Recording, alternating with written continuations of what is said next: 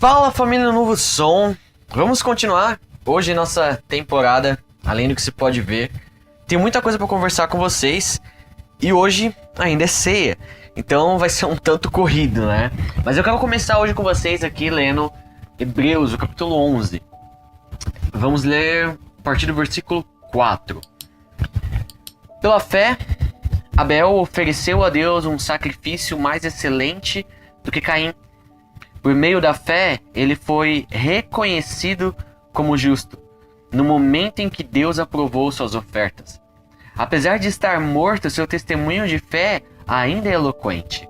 Por meio da fé, Enoque foi arrebatado de forma que não experimentou a morte e já não foi encontrado, porquanto Deus o havia arrebatado. Visto que, antes de ser arrebatado, havia recebido testemunho de que tinha agradado a Deus. Em verdade, sem fé, é impossível agradar a Deus. Portanto, para qualquer pessoa que dele se aproxima, é indispensável crer que ele é real e que recompensa todos quantos se consagram a ele. Pai, obrigado por este momento que nós estamos tendo aqui, através desse podcast. Eu quero te agradecer por cada vida, por cada família, por cada pessoa que esteja aqui nesse momento junto com a gente, seja no momento que isso aqui está sendo lançado, está estreando, seja em algum outro momento, de algum outro dia. Mas meu desejo é que o Senhor venha ter liberdade para ministrar no nosso coração. Que o seu espírito de sabedoria, que o seu espírito de revelação venha nos dar o entendimento daquilo que o Senhor tem preparado para nós, aquilo que o Senhor tem projetado para nós, e nos faça viver, que nos faça ver aquilo que é invisível. Que o Senhor venha nos fazer fluir, crescer em fé, no conhecimento de quem o Senhor é, e nos permita romper e cumprir o propósito que o Senhor sonhou para nós. Pai, esse é o meu desejo para mim, esse é o meu desejo para cada um que está ouvindo esse podcast. Em nome de Jesus, eu te agradeço. Amém. Família, a palavra impossível, ela significa, segundo o dicionário, o que não pode ser, existir ou acontecer. Traduzindo, impossível significa impossível. Isso em qualquer dicionário que você procure. É impossível agradar a Deus, cara. É impossível fazer Deus feliz, cumprir seu propósito sem fé. É impossível isso. Agora, Deus, em contraponto, ele seria muito injusto se ele dissesse que só se agrada com fé, mas ele não nos ensinasse o caminho para ter fé. Quando o texto diz que só se agrada a Deus com fé, é porque antes Deus ele te ensinou a ter fé. E como? Quando ele fez isso? Romanos 10, o versículo 17 diz: consequentemente, a fé vem por se ouvir a mensagem, e a mensagem é ouvida mediante a palavra de Cristo. É verdade que existem muitas pessoas que creem que Deus existe e creem que ele criou todas as coisas. Mas o autor da carta de Hebreus não diz que quem só crê que ele existe está o agradando. O que o texto nos diz é que ter fé é crer e se aproximar dele, ciente de que ele sempre se relaciona com a gente. Existe uma diferença muito grande em simplesmente crer que Deus existe e crer e se aproximar de Deus, ter um relacionamento com Deus. Tiago, no capítulo 2, fala que até o diabo crê em Deus e ainda treme de medo. E na sequência, Tiago ele fala que se nós permanecermos assim, simplesmente crendo aleatoriamente, mas sem uma real mudança, sem um real resultado na nossa vida, nós estamos sendo burros. Crer que Deus existe não te faz agradar a Ele. Alguns meses atrás, nós tivemos uma conversa aqui com o título Não Faz Sentido. E lá eu falei de Elias. Lembra quando Elias ele tá lá na caverna? Ele estava em um dos piores momentos da vida dele e ele precisava de uma intervenção urgente no seu interior. Olha só como a visão dele estava deturpada, estava bagunçada. 1 Reis, do capítulo 19, versículo 10 diz: Ó Senhor, Deus Todo-Poderoso, eu sempre tenho servido a ti e só a ti, mas o povo de Israel quebrou a sua aliança contigo, derrubou os seus altares e matou todos os seus profetas. Eu sou o único que sobrou e eles estão querendo me matar. A Bíblia diz que a resposta de Deus, quando Deus ele responde a Elias, ele manda Elias sair lá para fora.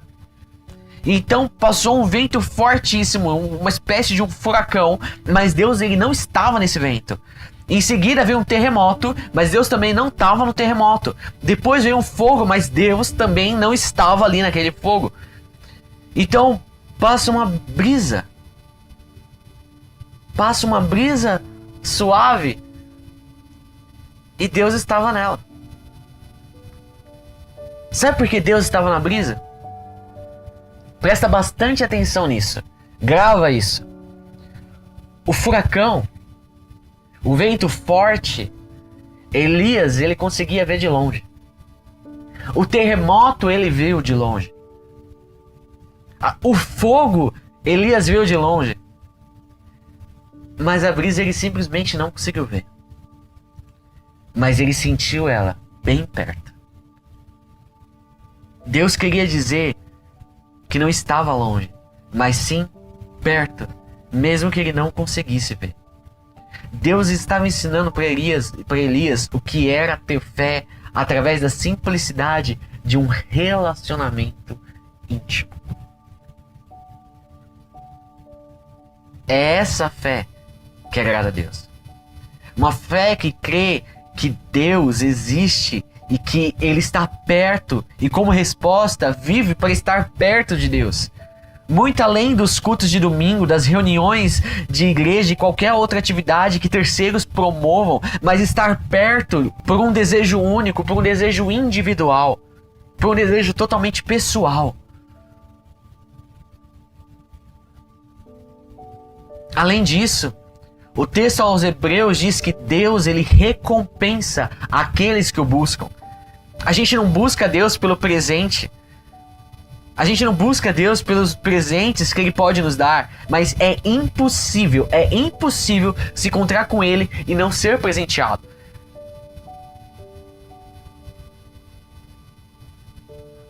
Eu vou até o Senhor porque eu o amo. Mas quando eu chego nele, Ele sempre tem um presente para mim. Muitas vezes, quando lemos Romanos 10, entendemos errado o texto, quando achamos que de muito ouvir pregações, de muito ouvir mensagens, ir a um culto, a nossa fé vai aumentar naturalmente. Só que, cara, isso não vai acontecer. Infelizmente, é nítido o tanto de gente dentro da igreja que simplesmente não amadureceu. E tá lá, sempre no culto. Simplesmente ir para um culto não vai aumentar a sua fé naturalmente. Você lembra de Abraão? Ele foi o pai da fé. Mas alguém se arrisca a me dizer de qual igreja ele era? Ele recebeu um título de pai da fé mesmo sem ninguém para pregar para ele. Mas como então ele conseguiu fé se a fé vem por ouvir pregações? Vamos ser um pouco mais hardcore? Vamos pegar ali Noé. Antes do pai da fé, nós vemos Noé. Noé ele não era descendente de Abraão. Não veio Abraão antes, viveu tudo que viveu, ganhou o título de pai da fé e depois vem Noé. Não. Noé não tinha Abraão como exemplo. Noé não tinha lei na mão. Noé ele não tinha internet onde facilmente ele poderia acessar uma boa pregação e ouvir. Cara, Noé nem mesmo tinha Bíblia. Mas ele descobriu um jeito de se relacionar com ela. Família, esses dois homens, ao invés de se relacionarem com a Bíblia escrita, eles encontravam a palavra viva. Um contato direto, um relacionamento. E o primeiro ponto que eu quero falar hoje é que a fé se relaciona. 2 Coríntios, capítulo 3, versículo 4 diz: Dizemos isso por causa da confiança que temos em Deus por meio de Cristo. Em nós não existe nada que nos permita afirmar que somos capazes de fazer esse trabalho, pois a nossa capacidade vem de Deus. É Ele quem nos torna capazes de servir a nova aliança, que tem como base não a lei escrita, mas o Espírito de Deus. A lei escrita mata, mas o Espírito de Deus dá a vida. Jesus, ele nos ensina o caminho da fé através do Espírito Santo. Isso é graça. Não é pela nossa força, não é pelo nosso empenho, mas isso vem de Deus. Os fariseus, eles tinham todo o conhecimento da lei escrita, mas eles perderam de vista o Deus que criou a letra. Eles sabiam tudo que não servia para nada, mas a verdade, eles não conseguiram reconhecer, mesmo eles estando literalmente na frente deles. João 1,14 diz: a palavra se tornou um ser humano e morou entre nós, cheia de amor e de verdade, e nós vimos a revelação da sua natureza divina, natureza que ele recebeu como filho único do Pai. Família, presta atenção. A nossa fé aumenta na medida em que nos relacionamos. A nossa fé aumenta na medida que nos relacionamos com Jesus. Isso é algo que fazemos individualmente e não em cultos. Culto existe para termos comunhão uns com os outros, e isso é incrível. Culto existe para que nós juntos venhamos a refletir o nosso estilo de vida, aquilo que nós vivemos na semana. E cara, isso é incrível, mas a nossa fé aumenta através de um relacionamento individual com Jesus. Eu quero aqui abrir meu coração para você. Eu estou muito preocupado com uma coisa. Os cultos vão voltar. A grande maioria das igrejas já voltaram. Claro que eu estou desconsiderando totalmente as igrejas que nem sequer pararam, que na boa isso foi uma tremenda irresponsabilidade da parte deles. E aqueles que voltaram, mas não tentaram nem sequer prever alguma estrutura para tentar evitar algum tipo de propagação, isso ainda assim é uma tremenda de uma irresponsabilidade. Mas, tirando esse ponto, a grande verdade é que os cultos eles vão voltar em breve em todas as igrejas. Mas o que mais me preocupa é que muito provavelmente todo esse tempo de distanciamento que poderia e deveria ser uma grande oportunidade para nos aprofundarmos no relacionamento com Jesus e fazer de nós uma igreja forte. E quando eu falo igreja, eu não falo um prédio, eu falo nós como indivíduos.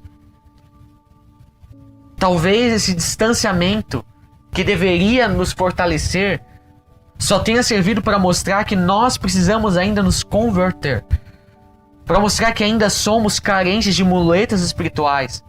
E por esse motivo, ao invés de nos aprofundarmos em Jesus, nós permanecemos distantes do propósito, como se Jesus nem sequer existisse. E para alívio da nossa consciência, nos contentamos com músicas e pregações que falam daquele que deveríamos conhecer pessoalmente, mas nós não conhecemos. Sendo bem sincero, isso tem me deixado assim um tanto triste. A nossa fé aumenta na medida em que nos relacionamos com Jesus. Todo esse relacionamento acontece através de uma linguagem, seja ela verbal ou não. Jesus é a palavra de Deus. Jesus é a linguagem de Deus. Ele, sendo o próprio Deus, é a expressão divina, o modo pelo qual Deus se comunicou conosco.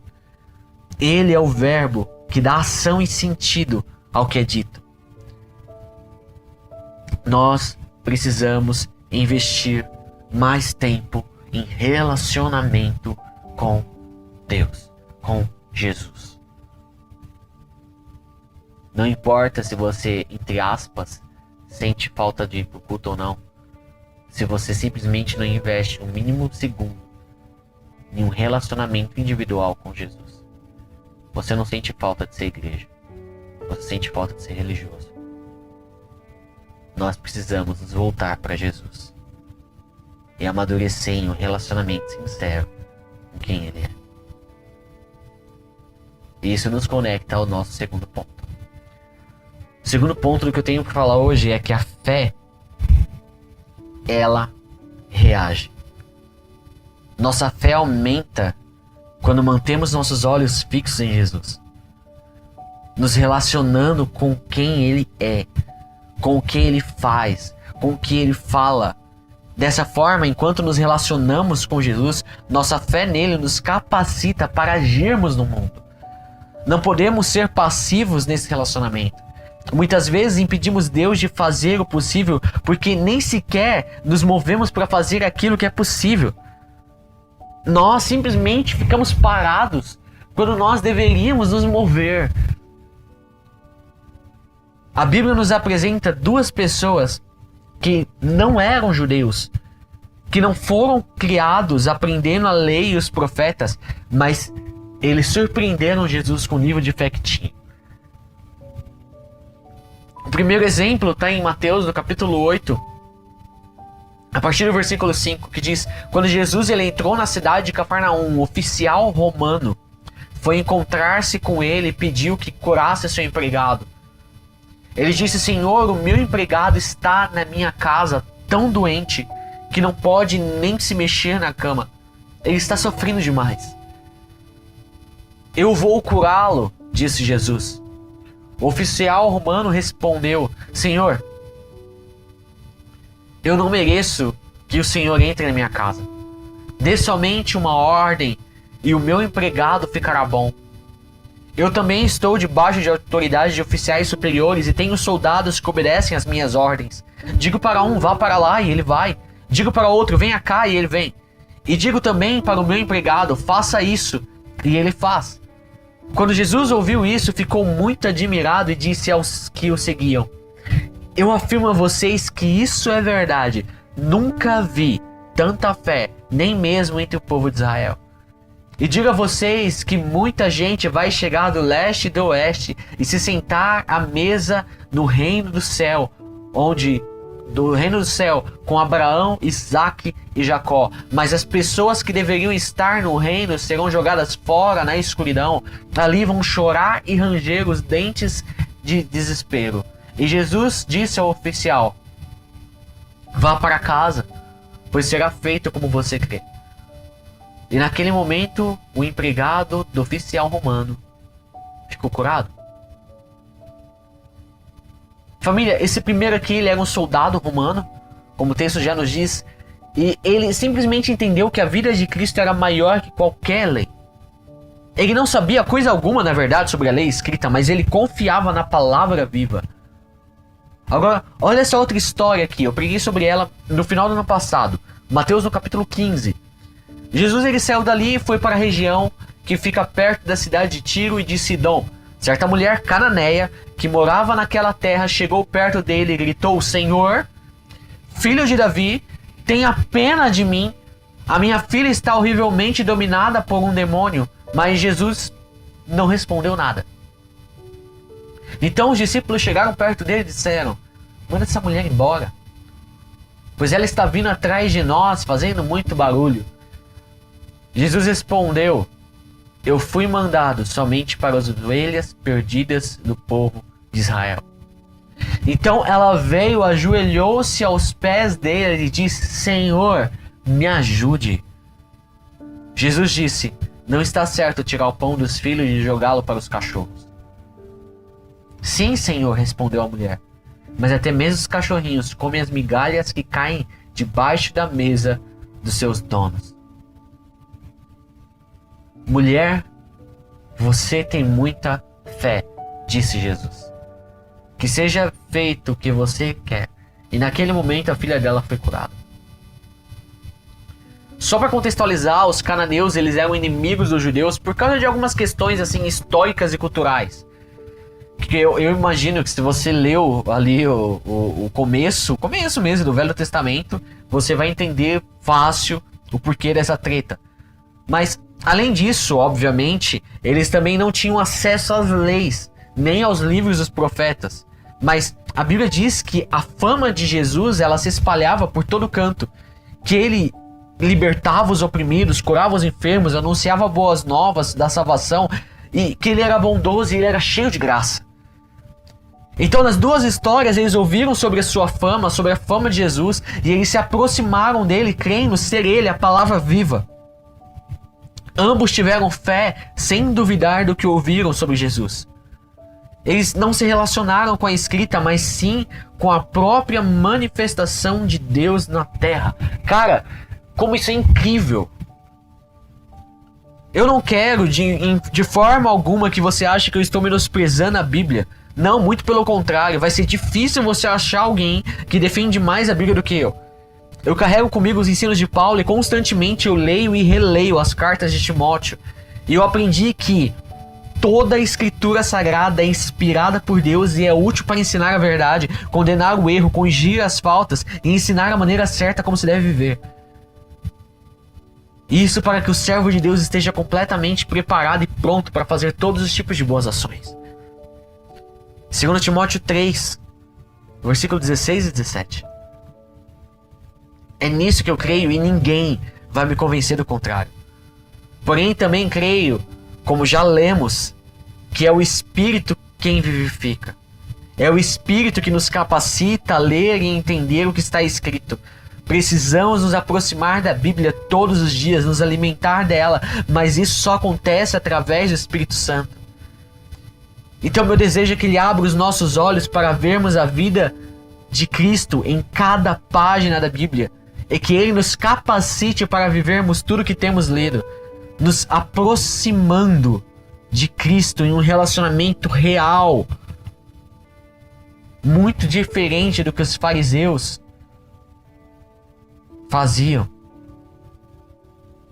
que viviam mortos por tanto apego que eles tinham a si mesmo e a mais nada. João capítulo 12, versículo 42 diz: no entanto, muitos líderes judeus creram em Jesus, mas não falavam publicamente a favor dele, para que os fariseus não os expulsassem das sinagogas. Eles gostavam mais de ser elogiados pelas pessoas do que ser elogiados por Deus.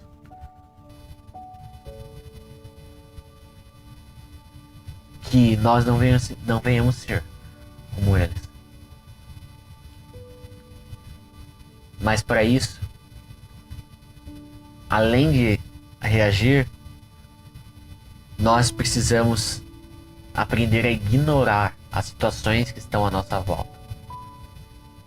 O terceiro ponto do que eu quero falar hoje é que a fé que nos faz ver o invisível ignora a situação ao seu redor. Jesus, ele é a exata manifestação do Pai. Nós precisamos nos render a um relacionamento com Jesus, sem medo. Nós precisamos conhecer Jesus como Ele realmente é. E tudo que não vemos em Jesus não é verdade sobre Deus.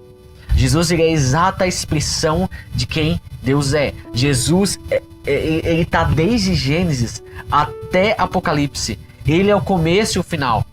Às vezes temos tanto conhecimento visível de tantas coisas que no final não serve para nada. E nessa acabamos perdendo o que mais importa: a nossa fé. Nos tornamos apenas pessoas otimistas que só esperam o dia melhor. O povo de Deus não é um povo que vive por vista, é um povo que vive por fé. A gente tem fé de que Deus, ele é bom, de que Deus é amor, e vivemos com base nisso. Quando as situações pioram, é aí que nós colocamos ainda mais fé, pois somos chamados a viver pelo que não se vê, pelo invisível, pela fé. Ver com uma ótica celestial, com a visão da eternidade de Deus na terra, como embaixadores de Cristo, do reino de Cristo aqui na terra. Nós precisamos entender que o viver pela fé é sair da ótica natural, é não apoiar a sua vida em nenhuma outra circunstância, mas em Cristo. E nesse momento a situação nunca vai ter a sua atenção. nem vai ter a sua prioridade. Nem vai ser sua prioridade. Porque você está focado demais em olhar para Jesus. Mano, eu te garanto que nada pode ser melhor do que isso. Uma vez Jesus ele foi visitar os seus amigos, Lázaro, Marta e Maria. Marta, com ótimas intenções, ela estava focada na situação, naquilo que logicamente ela tinha que fazer. Ela queria resolver tudo do seu jeito, sem olhar para Jesus. Enquanto isso, sua irmã Maria estava com os olhos fixos em Jesus. E Jesus, respondendo ao posicionamento de Marta, nos dá uma avaliação muito direta, muito correta de como nos transformamos por causa daquilo que nós priorizamos, por causa daquilo que nós olhamos, por causa daquilo que nós, pela nossa mente racional, acreditamos. No capítulo 10, versículo 41, a resposta de Jesus é: Marta, Marta, Marta, você está muito agitada, muito preocupada com muita coisa. Mas apenas uma é necessária. Maria escolheu a melhor de todas elas. E essa, ninguém vai tomar dela. Marta, por olhar só para as circunstâncias, ela estava muito preocupada, ela estava muito ansiosa, ela estava muito cheia de coisas para fazer. Suas preocupações excessivas em ter tudo sob controle tirou seus olhos do que realmente importava: Jesus. Sabe, a verdade é que nossas ansiedades são apenas um resultado da nossa falta de confiança. Maria, por outro lado, fez a melhor escolha. Colocou os olhos em Jesus. O Messias tão esperado, ele estava ali, na sua casa. O que ela poderia escolher melhor do que simplesmente estar diante dele? Como resultado, Maria estava em paz. Ela estava segura em sua decisão. Crescer em relacionamento e devoção é o que alimenta a nossa fé. Colocar os olhos em Jesus nos guia para vermos o que nem sequer existe e nos dá coragem para caminharmos crendo. Não ficamos mais ansiosos pelo futuro desconhecido ou pelo que dizem ou que vão dizer sobre nós. Conhecemos a Deus e isso é suficiente para encher o nosso coração. Tudo que você vê hoje já é realidade, não requer fé. Porém, ainda há muito que não podemos ver e precisamos viver alicerçados nessa fé até chegar o dia em que tudo de Cristo será a nossa realidade e teremos alcançado tudo que nos foi prometido. Eu quero ler com vocês 1 Coríntios, capítulo 13, a partir do versículo 8. O amor é eterno. Existem mensagens espirituais, porém elas vão durar pouco. Existe o dom de falar em línguas estranhas, mas isso vai acabar logo. Existe o conhecimento, mas também vai terminar. Pois os nossos dons de conhecimento e as nossas mensagens espirituais, eles são imperfeitos. Mas quando vier o que é perfeito, então o que é imperfeito desaparecerá. Quando eu era criança, eu falava como criança, eu sentia como criança e até pensava como um. Agora eu sou adulto e parei de agir como criança. O que agora vemos é como uma imagem perfeita num espelho embaçado, mas depois veremos face a face. Agora o meu conhecimento é imperfeito, mas depois conhecerei perfeitamente, assim como sou conhecido por Deus. Portanto, agora existem essas três coisas: a fé, a esperança e o amor. Porém, a maior delas é o amor. Família, com certeza, no céu nós não vamos precisar de fé, porque o nosso conhecimento ele será completo. Porém, enquanto estamos na nossa jornada aqui na Terra, a fé deve nos mover. Quando temos fé, nós conseguimos fazer aquilo que ninguém em uma mentalidade racional humana tem conhecimento. Nós chegamos onde ninguém pode alcançar. Nós vemos o que ninguém consegue enxergar. Podemos viver alegres porque já sabemos o que vai vir. Já agradecemos antes mesmo de acontecer. O evangelho é feito de boas notícias, gente. Nós podemos simplesmente ser felizes. Mas o contrário disso também é verdadeiro. Se nós vivermos sem a nossa fé firmada em Cristo, nós perdemos a ótica da eternidade e simplesmente nós nos tornamos infelizes. Porque, meu amigo, na boa, se nós colocarmos nossos olhos fixos nas coisas dessa terra, ferrou. Ferrou. Mas a fé me faz ver qual é a minha identidade em Jesus. Acima de qualquer situação que eu esteja vivendo, acima de qualquer coisa que esteja ao meu redor. Quando eu estou fraco, eu vejo que na fé eu sou forte. Quando eu estou doente, eu vejo pela fé que eu já estou curado. Quando eu estou triste, eu vejo pela fé que a alegria do Senhor, ela é a minha força. Quando eu me decepciono, eu vejo que sou mais do que vencedor por meio de Cristo. Eu posso estar ali sem recursos no momento, mas em Cristo eu sei que eu sou rico, eu sei que eu sou próspero. Quando eu sinto medo, eu vejo a proteção constante de Deus me protegendo como uma galinha que protege os seus pintinhos. Quando eu me sinto só, eu vejo pela fé que eu jamais vou estar desamparado. Eu posso até me perder, mas em Cristo eu sou encontrado. Quando eu sinto que eu estou morrendo, vejo pela fé que Cristo é a minha vida e Ele é uma vida abundante. Meu estado momentâneo nunca, meu estado momentâneo jamais vai definir quem eu sou, porque eu vivo pela fé. Eu não sou o que eu estou vivendo, gente. Eu sou o que Deus diz que eu sou. Eu sou curado, eu sou próspero, eu sou feliz, eu sou abençoado como Abraão. Eu sou a justiça de Deus em Cristo Jesus. Eu sou a luz do mundo, eu sou aceito, eu sou amado. Eu sou perdoado, eu sou filho. Cara, eu poderia ficar aqui muito tempo dizendo quem nós somos.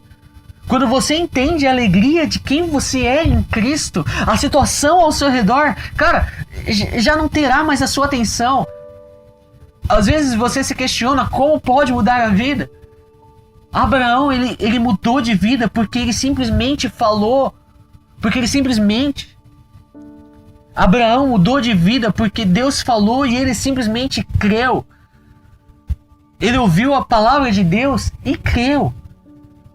Quando Deus fala e você não acredita, não acontece. O que faz com que as coisas que Deus fala aconteça é o fato de você crer. Algumas semanas atrás eu falei que eu acredito, não é o que a Bíblia diz, mas com análise ali no texto, com análise na história de como Deus agiu no decorrer da história, tanto no período bíblico, como no decorrer da história, da nossa história mesmo, da humanidade. Eu acredito que a promessa de Deus para Abraão de que ele teria um filho demorou para acontecer simplesmente porque Abraão demorou para crer nessa parte da promessa. E quando ele realmente creu, aconteceu. Porque toda outra parte da história, assim que Deus falou, ele creu, pum, aconteceu. Da noite por dia ele se tornou uma bênção. Quando Deus fala e você não acredita, não acontece. Meu conselho para você é: alegre-se por antecipação. Seja grato por antecipação. Creia por antecipação. Quando você coloca a sua fé no Deus do impossível, o impossível acontece. E você pode viver o favor imerecido por causa da sua fé no que Jesus já fez. Deus que nos deu o maior, Jesus, nos dá juntamente com Ele todas as coisas, até as mais simples e mais bobas, aparentemente. Isso é viver pela graça. É crer que Deus se importa com os detalhes mais cotidianos e simples da sua vida. E crer que Ele ainda faz hoje milagres, até no que a nossa mente acha que nem poderíamos pedir. Deus é grande, mas Ele se importa com os detalhes. Acredite, até aquilo que você acha que é bobo não passa despercebido para Deus. Uma vez Jesus, ele estava com os discípulos em um barco enquanto caía uma tempestade. Os discípulos agitados, eles estavam tentando se salvar e Jesus simplesmente dormia. Jesus estava descansado. Jesus o tempo todo estava no barco. Mas os discípulos tentaram resolver sozinhos. Tentaram resolver na sua própria força. Até que eles decidiram recorrer a Jesus. Quando eles chamaram Jesus, ele com apenas uma palavra acalmou a tempestade. Simplesmente porque ele tinha autoridade sobre ela. A autoridade que precisamos ter sobre as tempestades não está na altura da nossa voz, ou na nossa imposição de ideias, na forma como nós impomos nossas ideias, ou na nossa técnica de guiar barcos, a nossa técnica de guiar a nossa vida. Nossa autoridade sobre as tempestades está em termos a coragem para descansar no meio delas. Se eu não tenho coragem de descansar na tempestade, confiando em Deus, não tenho autoridade para mandar a tempestade parar.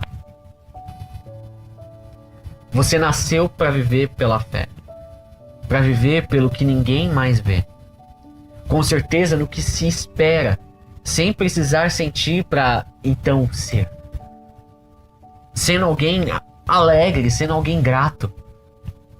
Faça disso uma prática, para que isso se torne um hábito, abençoando você e que se torne uma cultura e abençoe também as pessoas que estão à sua volta. Antes de terminar esse podcast, eu queria chamar a sua atenção para algo que mudou minha forma de ver a vida e eu constantemente repito ele. Romanos 12 nos diz que a renovação da mente nos leva a viver a boa, agradável e a perfeita vontade de Deus. E eu gostaria de tentar te explicar isso de uma forma um tanto mais cotidiana, talvez. Você com certeza já foi em algum restaurante ou uma lanchonete, sei lá, e você comeu alguma coisa lá e você falou: nossa, como essa comida ela é agradável. Como essa comida ela é gostosa. Você muito provavelmente também foi em algum outro lugar e comeu lá e nossa, que comida boa.